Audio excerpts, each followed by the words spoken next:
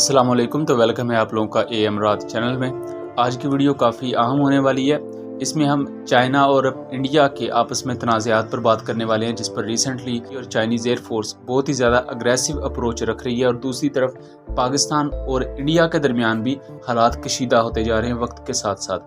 کل کے دن یعنی کہ 24 جولائی کو انڈین ڈیفنس منسٹر یا رکشا منترالیہ جسے وہ کہتے ہیں، راجناتھ سنگھ، انہوں نے پاکستان کے آزاد کشمیر کے بارے میں کافی زہریلا قسم کا بیان دیا۔ انہوں نے کہا کہ ایک ریزولوشن ہم پاس کر چکے ہیں، اور جیسا کہ ہمارا وعدہ ہے ہم پاکستانی کشمیر کو بھی اپنے ساتھ ہی جوڑ لیں گے، حملہ کر دیں گے، اس طرح کی باتیں۔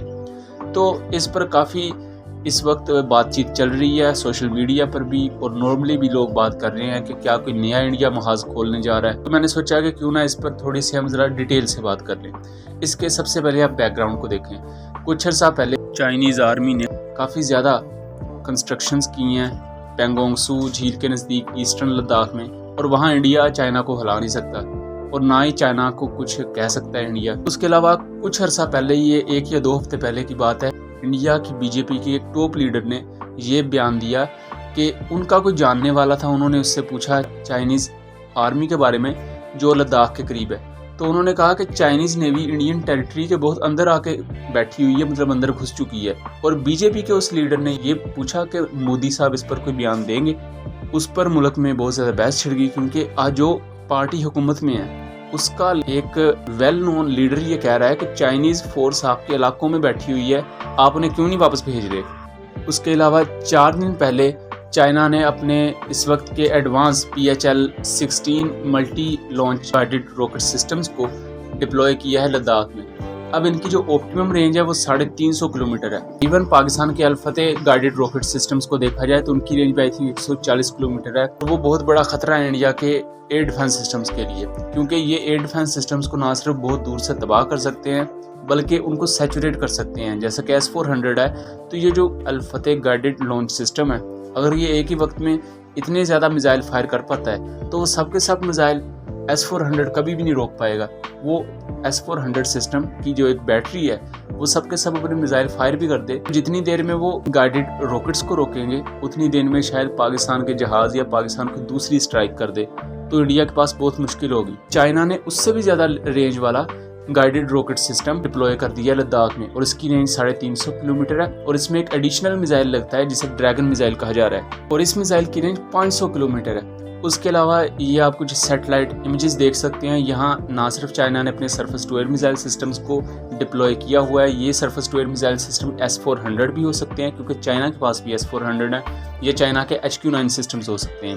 اس کے علاوہ یہاں چائنا نے ریڈارز اور الیکٹرونک وارفیئر ایکوپمنٹ کا ارے لگایا ہوا ہے، مختلف گراؤنڈ بیسڈ ریڈار اور ویپن لوکیٹنگ ریڈارز وغیرہ کو یہاں یوز کیا جا رہا ہے۔ اور کل ہی کی بات ہے کہ چائنا کا ایک J-11B ایئر کرافٹ انڈین علاقوں کے بہت قریب گزرا لداخ کے علاقوں پر، اور انڈین ایئر فورس نے بھی اس کے جواب میں اسکریمبل کیا، لیکن کوئی بھی انگیجمنٹ نہیں ہوئی۔ یہ اس طرح کا دوسرا واقعہ ہے، اس سے پہلے بھی چائنیز ایئر فورس کا جہاز انڈین علاقوں کے قریب سے ہو کے گزر چکا ہے۔ ان سب کی ریزن اس وقت یہ ہے، ان سب کی وجہ سے انڈیا کے اندر بھی لوگ تنقید کر رہے ہیں کہ چائنا آپ کو بار بار تھریٹن کر رہا ہے، آپ کے اگر ملک کے اندر آ کے بیٹھا ہوا ہے تو آپ اس کے مقابلے میں کچھ بھی نہیں کر پا رہے۔ اب کل انہوں نے اسی چیز سے توجہ ہٹانے کے لیے پاکستان کے خلاف بیان دے دیا کہ ہم پاکستان پر یہ کر دیں گے، اور سرجیکل سٹرائک اور یہ وہ۔ سیم اسی طرح کا 1 مہینہ پہلے یا کچھ ہفتہ پہلے انڈین ایئر چیف نے بھی بیان دیا تھا، میں نے اس پر بھی ویڈیو بنائی ہوئی ہے، اینڈ اس کا لنک میں ڈسکرپشن میں دے دیتا ہوں، اسے بھی آپ ویڈیو کو دیکھ لیجیے گا۔ تو میں نے تب بھی کہا تھا کہ یہ صرف بیان کی حد تک ہے، وہ کچھ بھی نہیں کرنے والے۔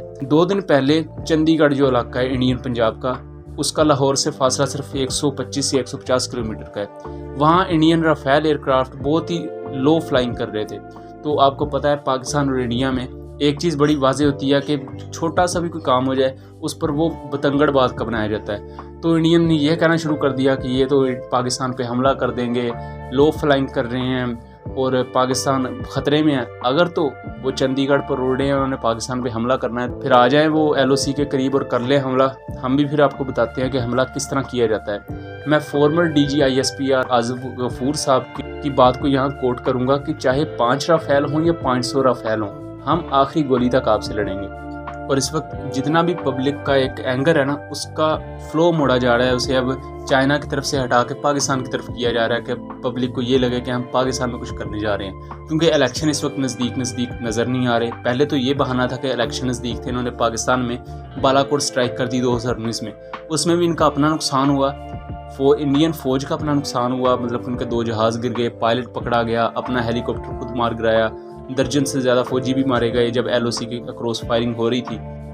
लेकिन उससे इंडियन पॉलिटिशियंस को बड़ा फ़ायदा हुआ कि BJP जीत गई इलेक्शन, पाकिस्तान के ख़िलाफ़ बोलना था।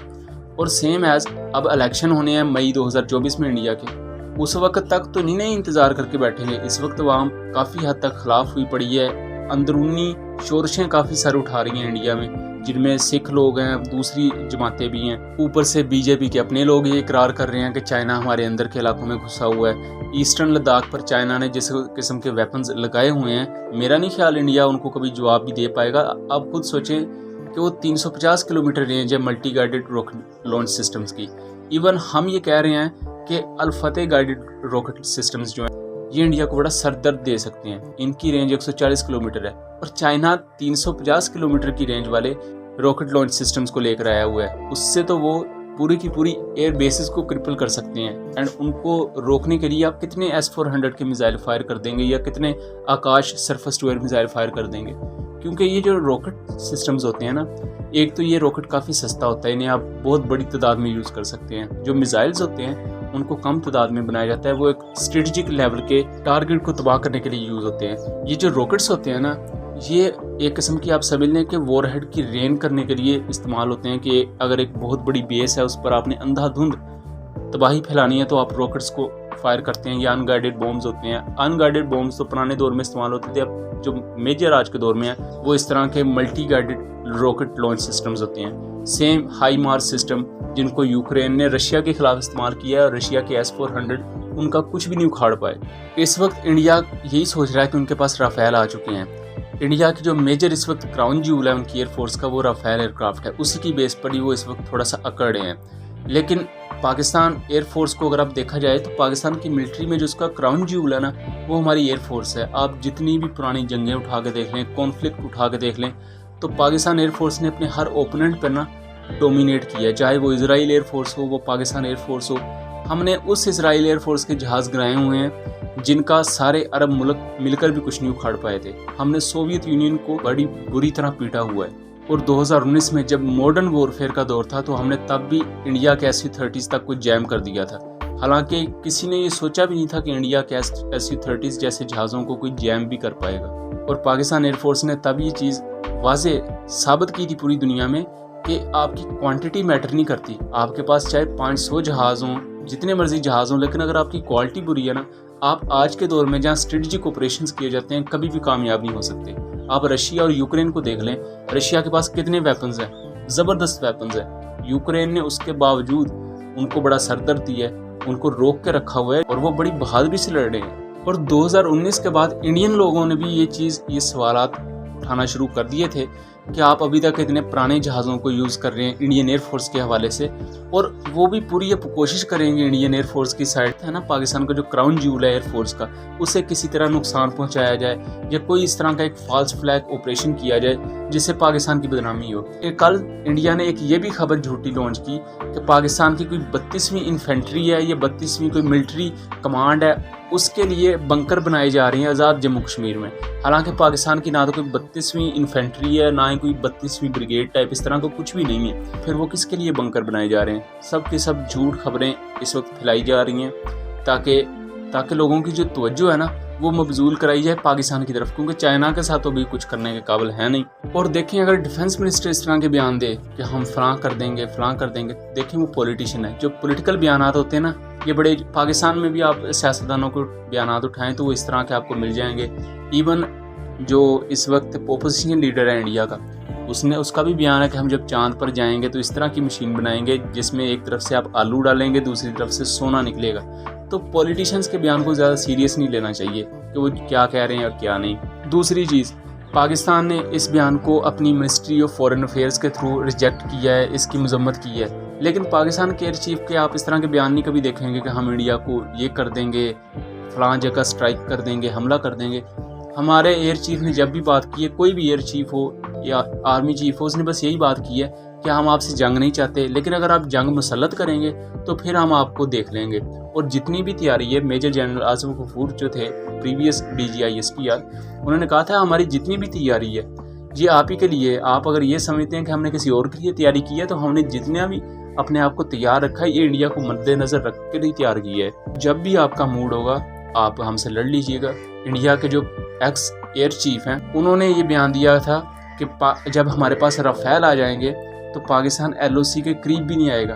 तो हम LOC के करीब नहीं आते, हम आज भी LOC के ऊपर उड़ रहे हैं। आपके पास आपकी हिम्मत है तो आप हमें रोक लें। राफेल आने के बाद अक्सर औकात ये रिपोर्ट हुआ है कि जम्मू कश्मीर के जो LOC के एरियाज़ हैं, पूंछ एंड राजौरी सेक्टर, वहाँ अक्सर औकात F-16 और GF-17 एयरक्राफ्ट ने साउंड बैरियर क्रॉस किया है और उसकी वजह से हवा में काफ़ी धमाका नुमा एक साउंड पैदा होती है। तो आपके पास तो राफेल आ गए थे, फिर रोक लें हमें। अगर ये कुछ करते भी हैं पाकिस्तान के खिलाफ तो पाकिस्तान को देख लेगा बड़ी अच्छी तरह। हमने 2019 में इन्हें एक ट्रेलर दिखाया हुआ है और उसके बाद काफ़ी स्ट्रॉन्ग एक मैसेज पाकिस्तान आर्मी की तरफ से आया था कि अगर आप दोबारा कोई इस तरह की हरकत करेंगे तो इस दफ़ा आपको जवाब उससे भी ज़्यादा बुरा मिलेगा। पाकिस्तान नेवी ने इनकी जो बेस्ट सबमरीन, ये खुद की कहते हैं, हमारे पास जो स्कॉर्पियन क्लास सबमरीन्स हैं, हमारे P3C ओरियंस ने उसको कई दफ़ा डिटेक्ट किया हुआ है। हालांकि उस सबमरीन की सबसे बड़ी खासियत इंडियंस बताते ही यही है कि ये स्टेल्थ है काफ़ी हद तक, लेकिन हमारे P3C ओरियंस ने कई दफ़ा उसे डिटेक्ट किया हुआ है। उसके अलावा जब पाकिस्तान एयरफोर्स ने 27 फरवरी में इंडिया में जाके स्ट्राइक्स की थी, हमारे GF-17 और मिराजेस ने 6 बॉम्ब्स गिराए थे। उसके बाद उस वक्त उस इलाके में जो इंडियन रेडियो चैनल्स थे उन्होंने ये चीज़ नशर की थी अपने रेडियो के थ्रू कि अब इंडिया ज़्यादा पाकिस्तान के साथ इंगेजमेंट नहीं चाहता, मतलब इंडिया की बस हो चुकी है। हालांकि पाकिस्तान ने सिर्फ एक एयर स्ट्राइक की थी और उस स्कर्मिश में 2 इंडिया के जहाज़ गिरे थे और एक तीसरा हेलीकॉप्टर खुद इंडिया ने मार गिराया था। तो उम्मीद करता हूँ चीज़ें क्लियर हुई होंगी। मिलेंगे अगली वीडियो में, तब तक के लिए अल्लाह हाफिज़।